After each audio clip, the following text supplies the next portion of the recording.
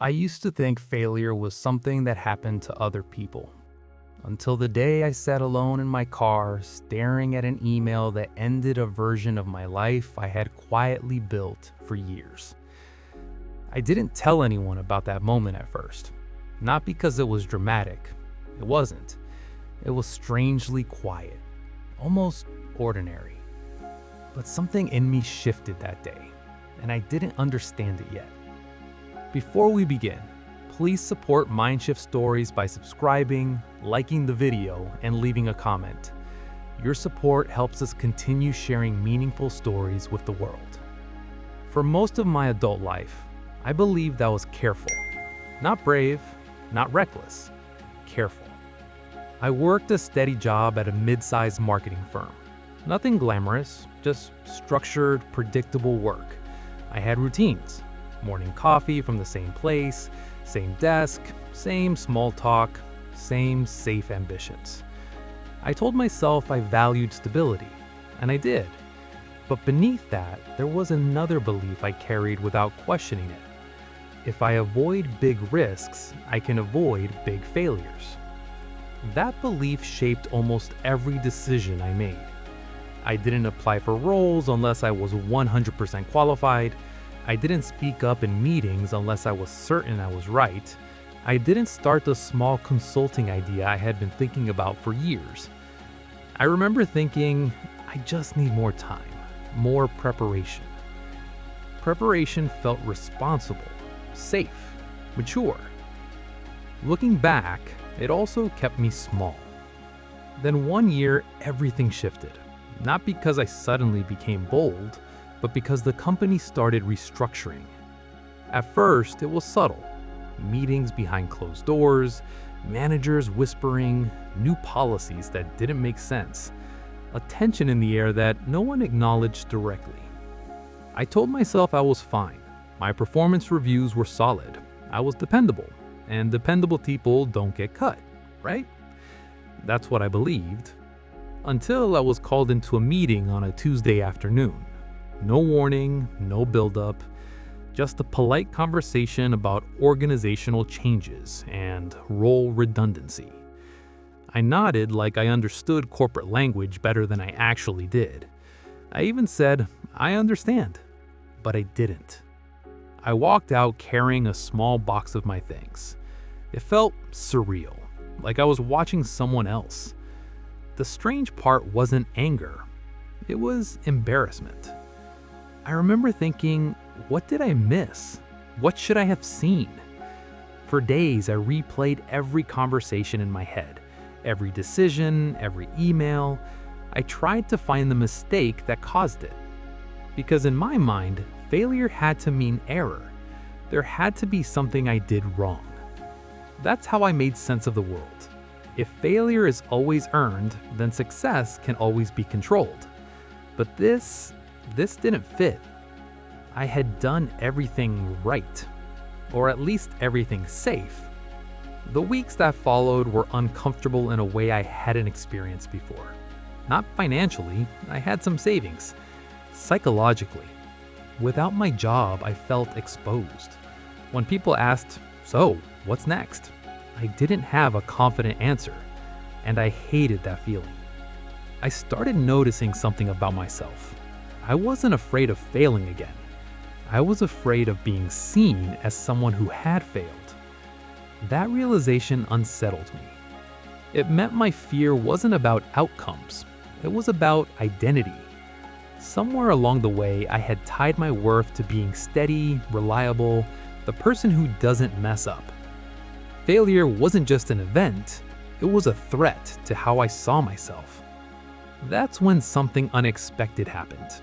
About a month into unemployment, I ran into an old coworker for coffee. Someone I respected, confident, decisive, always seemed ahead of the curve. We talked casually at first. Then I admitted I had been let go. I expected sympathy. Instead, he nodded and said, "Good." I thought he misunderstood. He continued, "You were too comfortable there. I always wondered when something would force you to move." That irritated me. Force me to move. I wasn't stuck. I was stable. But his words stayed with me.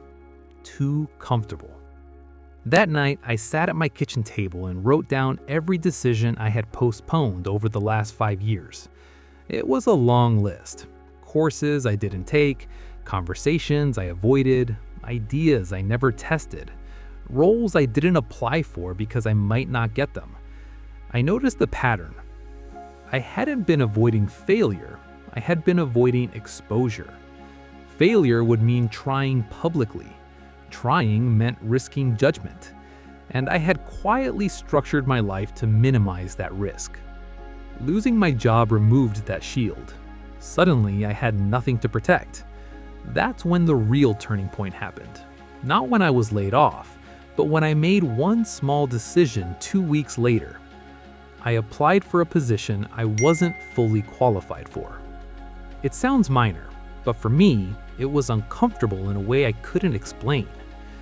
As I filled out the application, I kept thinking, they're going to see I'm not ready. Then a different thought appeared. What if that's okay? I sent it anyway. No perfect resume edits, no endless rereading, just sent. I didn't get the job, but something unexpected happened. It didn't crush me. I felt lighter. The rejection wasn't humiliating. It was data, clear, neutral feedback. And for the first time, I understood something I had never fully grasped before. Failure is specific. Shame is personal. I had been mixing the two my entire life. Not getting a job meant I wasn't selected for that role, not that I was inadequate as a person. But when you live cautiously long enough, every outcome feels like a verdict on your identity. That realization changed how I started seeing decisions. Over the next few months, I experimented. I pitched a small freelance project, I reached out to people I wouldn't normally contact, I admitted when I didn't know something instead of pretending I did. Some things worked, many didn't. But the emotional weight of failing began to shrink. I started noticing that the discomfort wasn't in the failure itself, it was in the anticipation, the imagined judgment, the stories I told myself about what others would think. And most of those stories weren't even true. People were too focused on their own lives to analyze mine. There was one particular moment that confirmed everything. I presented a small strategy proposal to a potential client. Midway, they challenged my assumptions, directly. Old me would have panicked internally, felt exposed, tried to defend everything. Instead, I paused and said, "You might be right. Let's look at that." The conversation shifted. It became collaborative instead of defensive. Afterwards, they didn't sign the contract, but they thanked me for being open. Driving home that day, I realized something simple but powerful. Failure had stopped being a threat. It had become information. Information about skills I needed to improve, information about gaps in my thinking, information about where I was holding on to ego. And with each small failure, my perception changed. I stopped asking, how do I avoid this? I started asking, what is this teaching me? That shift didn't make me fearless. It made me curious. Curiosity feels very different from fear. Fear shrinks options. Curiosity expands them. I began to see that my earlier life, the careful one, wasn't wrong. It was just incomplete. Stability isn't bad, but when stability becomes protection from growth, it quietly limits you. The biggest hidden truth I discovered wasn't about careers. It was about control. I had believed that if I controlled my choices tightly enough, I could control outcomes. But life doesn't respond to tight control. It responds to engagement. You learn by participating, not by avoiding. Failure became my greatest teacher not because it felt good, it didn't, but because it exposed the assumptions I never questioned.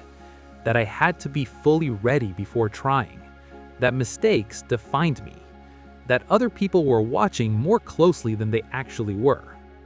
Losing my job was painful, but staying comfortable forever would have been invisible pain. the kind you don't even realize you're carrying. Eventually, I did land another role, a better one, more aligned with who I was becoming. But that wasn't the real win. The real win was internal. I no longer saw decisions as threats to my identity. I saw them as experiments. Some would fail, some would succeed, all of them would teach. Now, when something doesn't work out, I still feel disappointment.